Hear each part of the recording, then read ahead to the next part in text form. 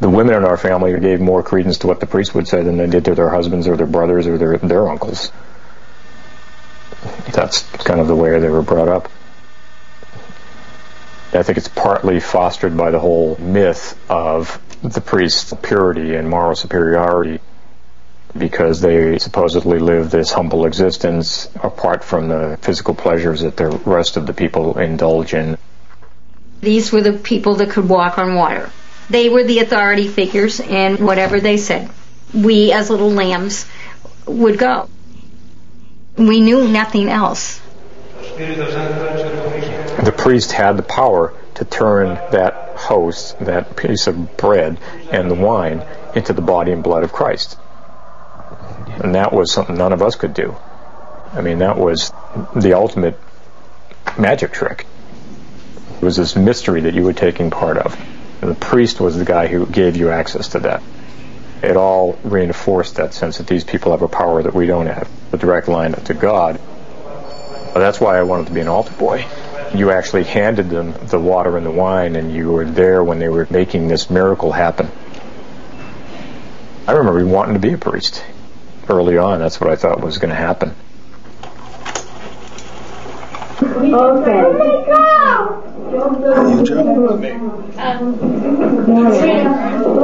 1964.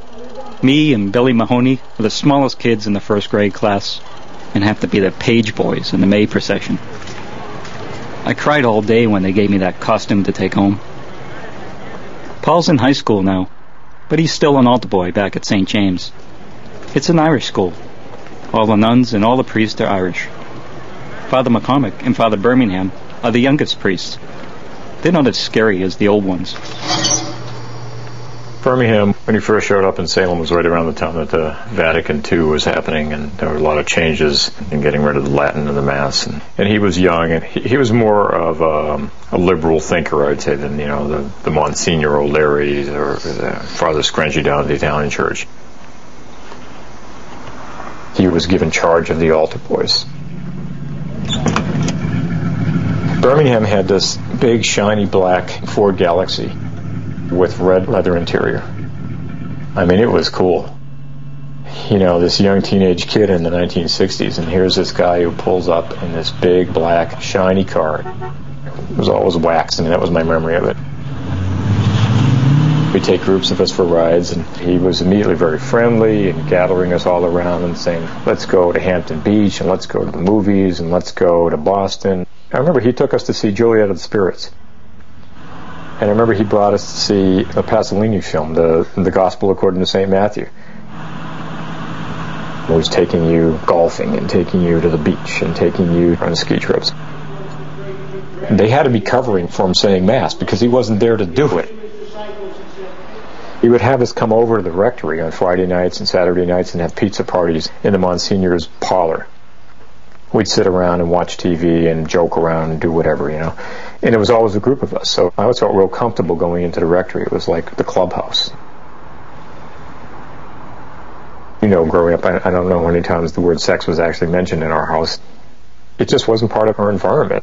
Those things weren't talked about. 14 and a half. I was at a Catholic high school taught by Xaverian brothers. I was pretty shy. I went out with girls a couple of times, but certainly didn't have sex with them at that age. Meanwhile, you're growing up and your hormones are kicking in and you're horny as crazy. Being as brainwashed as I was, I would actually tell him what I had done. Bless me, Father, I've sinned. It's been, 1 week since my last confession. And I lied 2 times. I talked back to my mother. I jerked off 43 times. He cut right through all the other sins and went right to that one and said, well, we need to talk about that, and, I'm going to give you forgiveness, but, what I want you to do is come see me in the rectory. You walked in and there was an office. He's behind the desk and I'm in a chair, and we discussed this problem. I remember him saying, it's kind of normal for boys your age, but it can be a real problem, and so we're going to have to work with this, and it was like this merry-go-round. You'd go to confession, you'd confess masturbation, and you'd have to go back to the rectory. By the 3rd time, I remember him standing up at the top of the stairs and saying, send Paul up. remember going to the top of the stairs and sitting in the living room ahead of me, and I remember him saying, "No, we're going to go to my room." I looked around the room, and all there was a bed and a bureau, maybe a chair. He says, "What I think part of the problem is that you're too tense." So he says, "Lay down on the bed." He said, "I'm going to give you a back rub. This will help you relax." And I don't know. He's the priest, He's got the hotline to God. He knows he's the guy who does the magic. He's everybody's friend. He's not going to hurt me or anything. I remember him rubbing my shoulders and then rubbing my back and then sort of sliding his hands under my shirt. And I thought, this is a little bit uncomfortable, but I still felt safe. I felt like, okay, this is what I get for being a sinner. He's trying to help me out. I believe it was the second time that he tried the back rub routine on me. It progressed beyond that. He started to undress me, and he started to, touch my penis, and he started, having me touch him, and then, he gets his clothes off, and he gets in bed, and he's naked, and he's got me masturbating. At that point, that's where the trauma kicks in, and you think, I'm not here. I couldn't possibly be here. This couldn't possibly be happening. The reason I've come for this counseling is now the thing that he's having me do to him, and he's doing it to me. And I just remember kind of staring at the ceiling. This was my first sexual experience.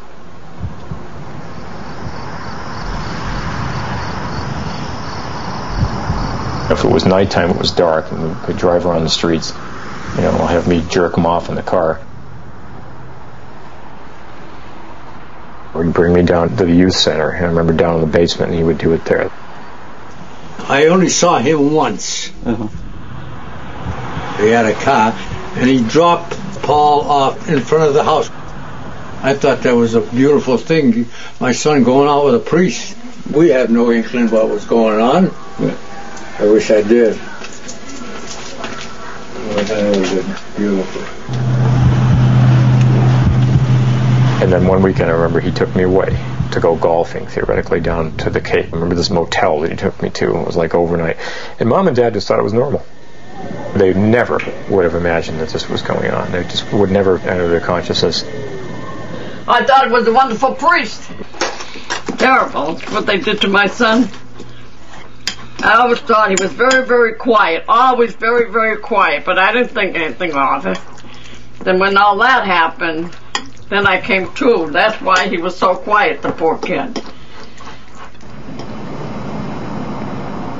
I remember him saying, "You don't tell anybody about this, because this is between us, and this is part of your penance and part of your counseling."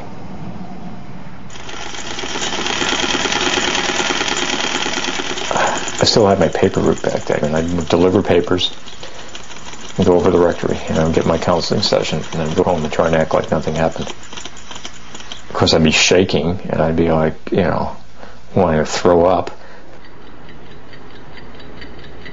When you're totally wrapped up with this environment of sin, guilt, you internalize it yourself. At least I did.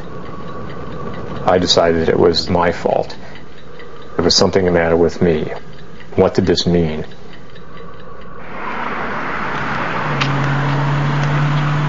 My whole attitude became to act like life was going as normally as possible. Mom would say, "Well, where were you?" I'd say, "Well, I went over to the rectory to see Father Birmingham." And she thought that was normal. We were always hanging out there. I convinced myself as long as I didn't have an ejaculation, it wasn't even happening to me. He was ejaculating all over the place. He was. He took me and 3 of my friends to the World's Fair. We stayed in a hotel in Manhattan. We were all in one room, and I remember there were 2 beds. He said, "Okay, you 2 get in that bed, and you 2 get in this bed," and then he got in between myself and whoever was on the other side of me. In the middle of the night, he started to roll over to my side and reaching into my pajamas. And I thought, "You are not going to do this in front of my friends." I was able to break out of the trance, I guess, because it was now someone else is going to know about this. I remember that moment in that hotel room just pushing him aside, literally just pushing him aside and getting as far to the edge of the bed as I could. In my mind, that was the last time it happened. I remember sort of like drawing the line in my mind, you are not going to do this anymore.